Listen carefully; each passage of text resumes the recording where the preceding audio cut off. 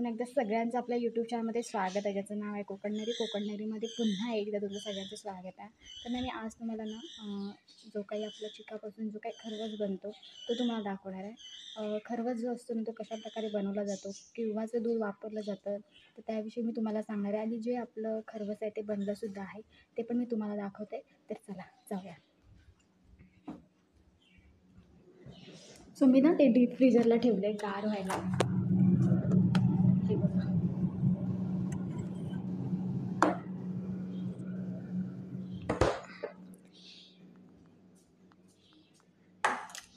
So हे बघू शकता तुम्ही, हे मी आज सकाळी बनवलेलं आहे खरवस. आणि तुम्ही बघू शकता मस्तपैकी वड्यासुद्धा पडलेले आहेत.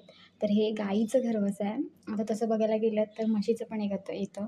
म्हशीचं दूध कसं घट्ट असतं, पण गाईचं दूध असं ते पातळ असतं. म्हणजे चिका पण असेल किंवा जे काही दूध असतं ते पण.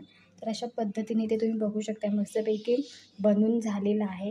तर हे जे दूध आहे ना, ते म्हणजे काल गाय व्यायली होती, पण त्याने दूध काढलं नव्हतं. जे चिका असतो तो काढला नव्हता, तो तसाच ठेवला होता.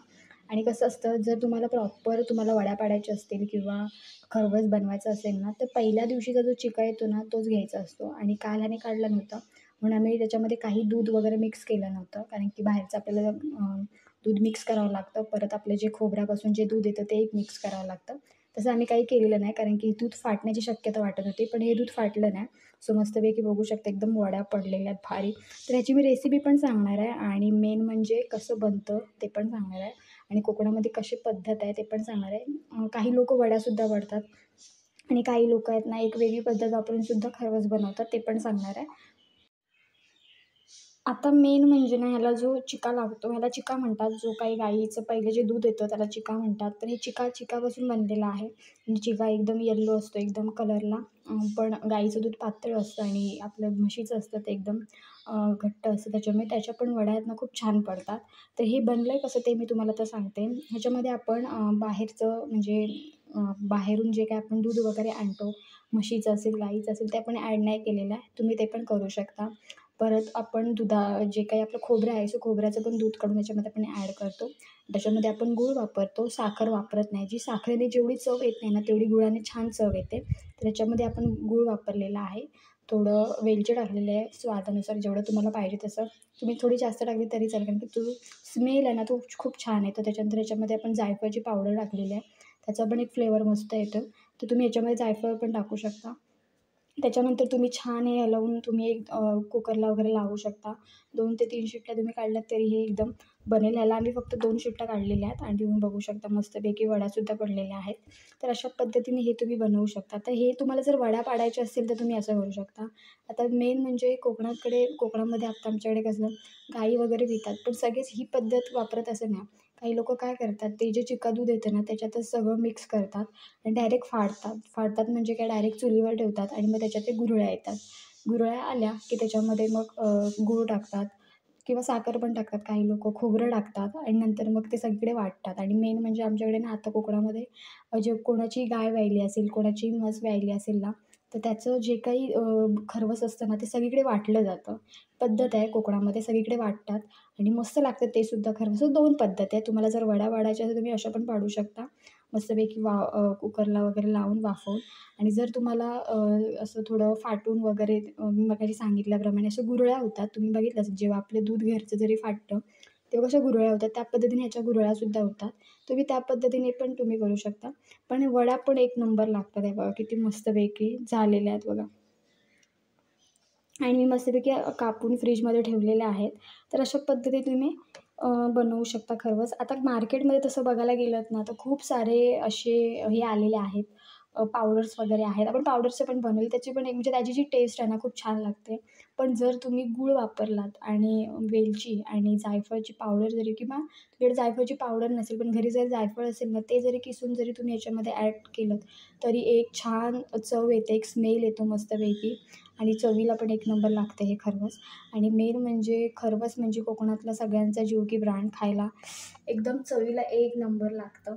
आम्ही तर बनवतोच, आमच्या घरीमध्ये असतंच. आणि कधी चव वगैरे आलीच तर आम्ही आहे ना, जी पावडर मिळते ना ती पण सेम ह्याच्यासारखंच लागतं, फक्त तुमच्या बनवण्यावरती आहे, तुम्ही कसं बनवता त्यावरती आहे. साखर वापरायची नाही, काही लोकं साखर वापरतात, त्याच्यामुळे त्याची जी चव आहे ना ती प्रॉपर येत नाही, एकदम वेगळी लागते.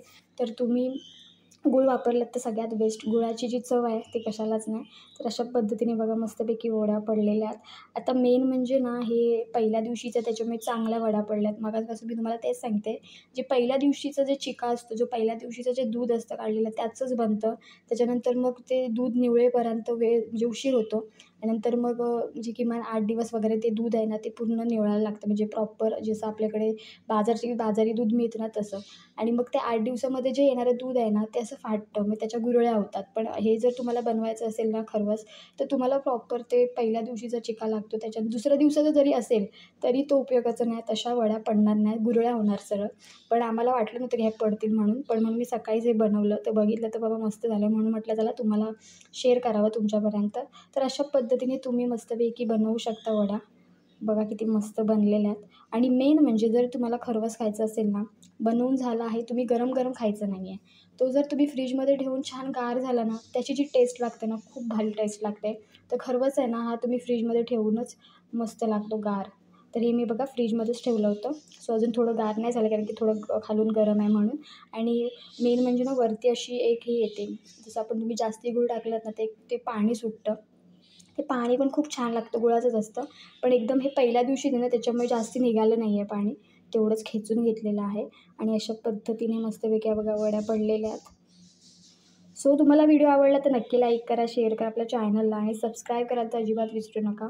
सो अशा पद्धतीने तुम्ही खरवस बनवू शकता. पहिल्या दिवशीचा चिका पाहिजे, 2 किंवा दुसऱ्या किंवा तिसऱ्या दिवशीचा चिका लागत नाही. आणि आता कोकणामध्ये ना पावसाळ्यामध्ये खूप साऱ्या अशा गायी आहेत ना विकतात. कारण की आता कसं पाऊस आहे त्याच्यामुळे चारा वगैरे चांगला आहे आणि चाऱ्यावरती ओल्या चाऱ्यावरती गायी चांगलं दूध देतात, चांगला मस्तपैकी.